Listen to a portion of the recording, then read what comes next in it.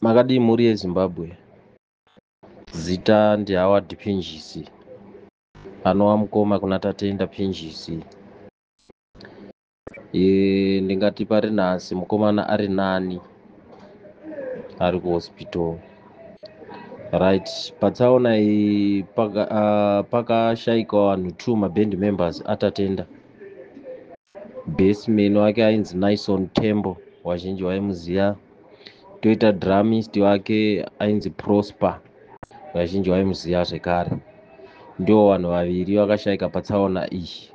Tozoita nemudzimai ainge akumbira lift aiendawo kunana Kadoma uko, akashaikira paspoti zvekare. Saka tingangoti patsaona iyi pakashaika vanhu 3, 2 vebhendi ne1 asiri vebhendi.